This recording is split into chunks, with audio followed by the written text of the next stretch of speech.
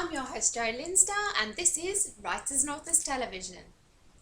Stay tuned because coming up in this show we have Karina Fabian, who is going to be sharing some tips about motivation with you, and I'm going to be talking to you a bit about why you should be e-publishing. We also have loads of information coming up in the news, so make sure you stay tuned.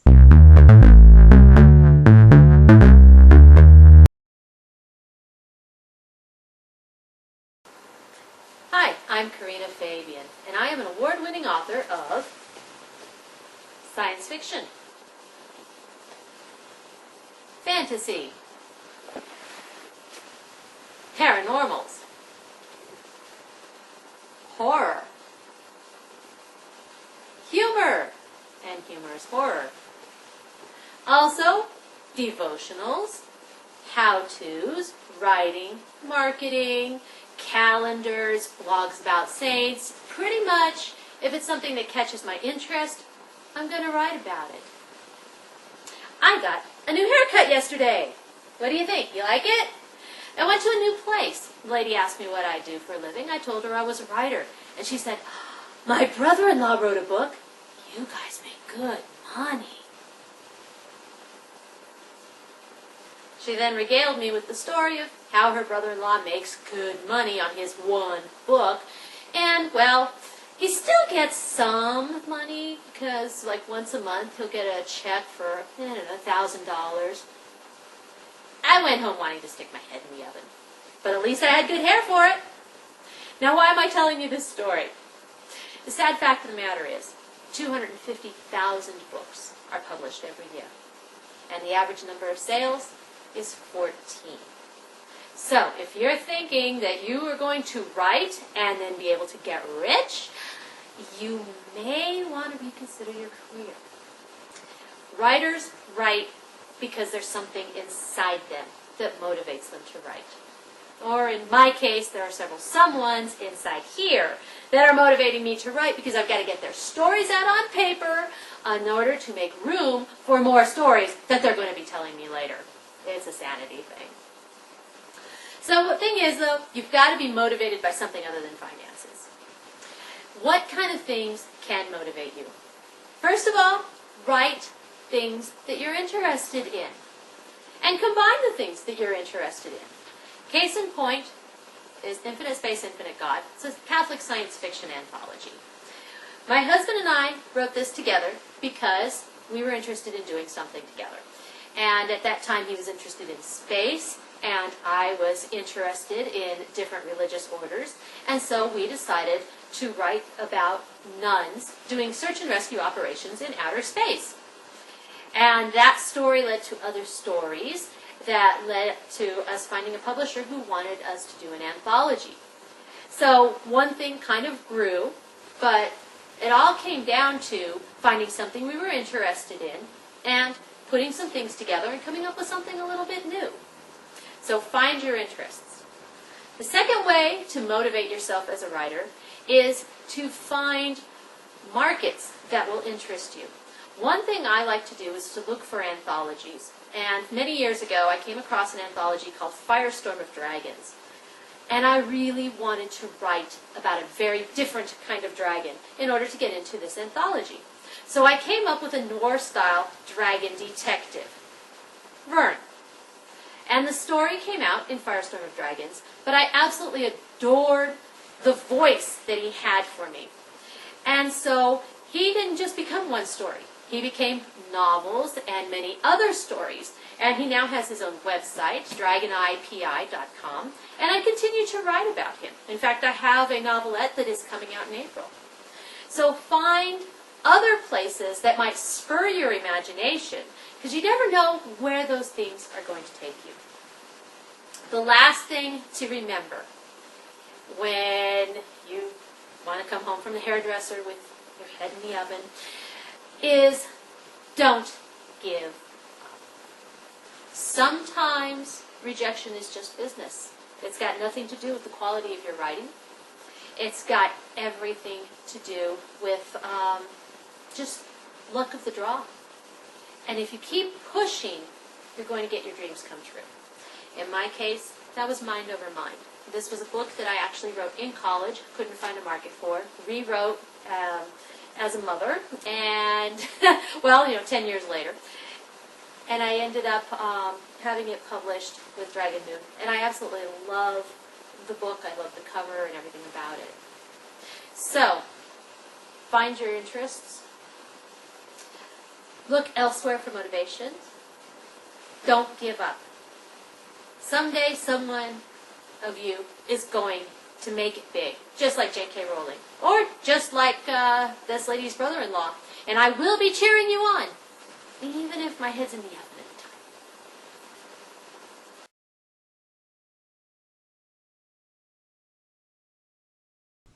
In May 2011, Amazon announced that their e-versions were outselling the print copies. Now, this was only the start of the ebook revolution.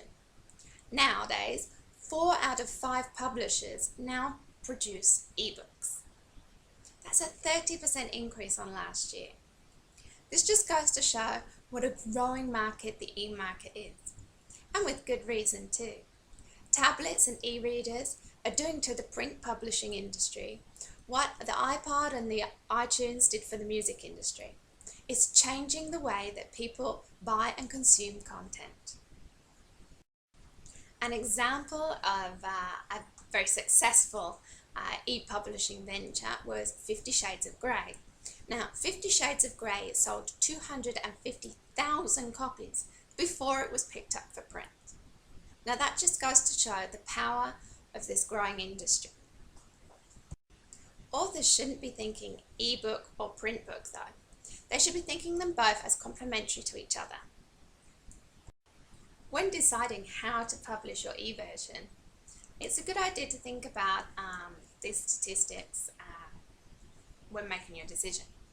Now, the Amazon Kindle takes up 47% of the market share for e-readers. Now, obviously, that's a big chunk.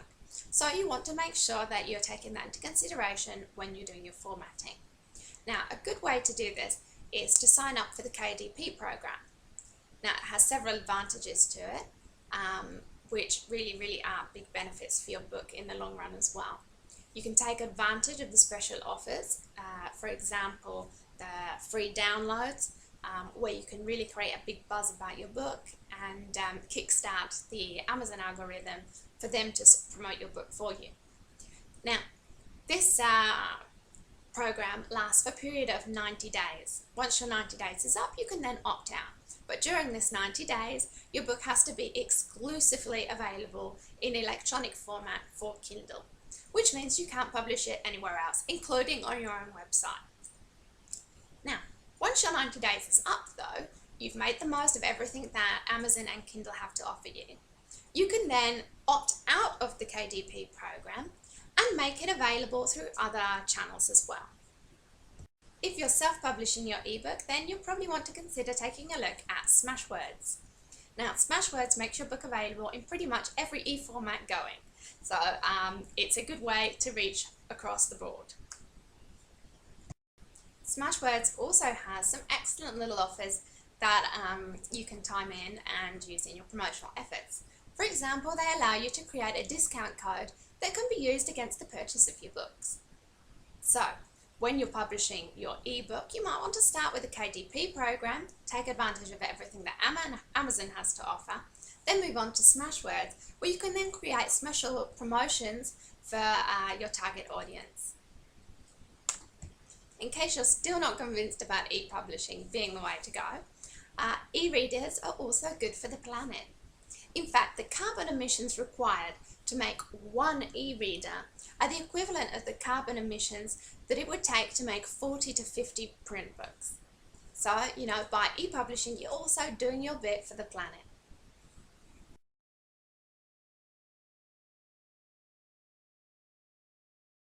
In the news this month, Amazon continues its quest for world domination.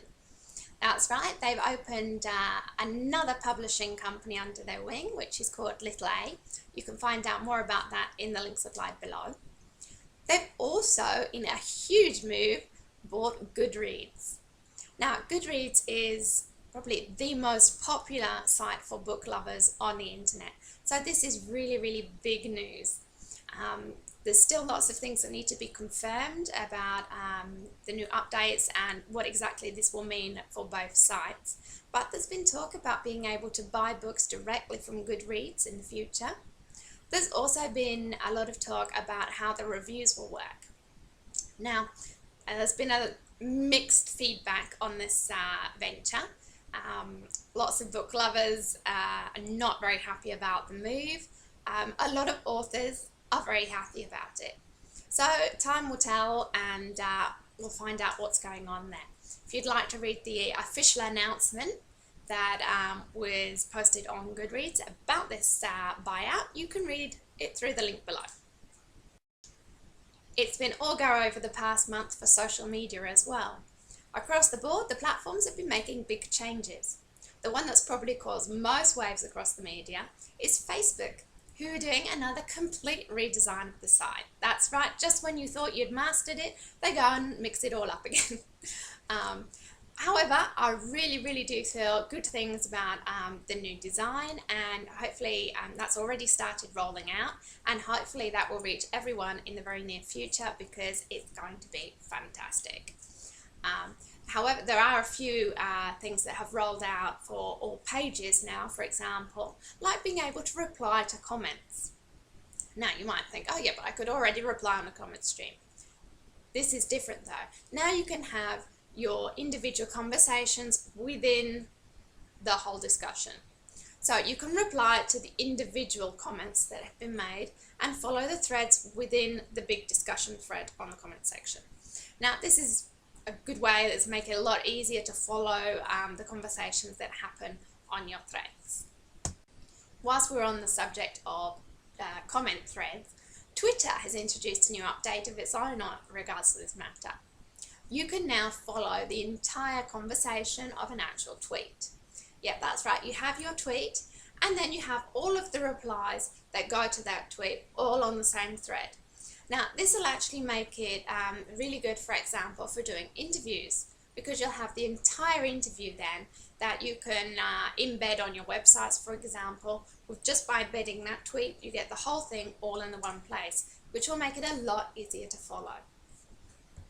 Google Plus, not to miss out on the update extravaganza that's happening, have also made a few changes of their own. You now, for example, have a supersized banner at the top of your profile page. Now, some people think that this might be a little bit exaggerated. In fact, it is very big. But think about what that offers you from a marketing point of view. That gives you a lot of extra space to get visual content, which is going to have a high impact on your audience and give them a great first impression of you. So it could actually be really good news for us as authors when it comes to book marketing. Now, something I forgot to mention about Facebook, part of their updates is also what you can include on your cover banner. Now, if you remember, the cover banner rolled out with their timeline feature to give you a nice big banner at the top of your page or your profile. Now, this is excellent because again, it gives you lots of visual impact for your audience straight away to create the first impression about what you're about. Now, previously, Facebook had lots of rules, however, about what could be included in the Facebook timeline banner. All those rules out the way now. The only rule that they have now is that the text that appears on the banner cannot take up more than 20% of the actual picture. Now, this means that you can now include your website address, for example, special offers, and all those other things that before you couldn't. So it's a great move, but just make sure that you're not going over your 20%. That's the end of today's show. Thank you for joining me. I hope you found it useful. And if you've liked it, then please click the like button below. And remember to subscribe to the channel so that you don't miss out on future episodes.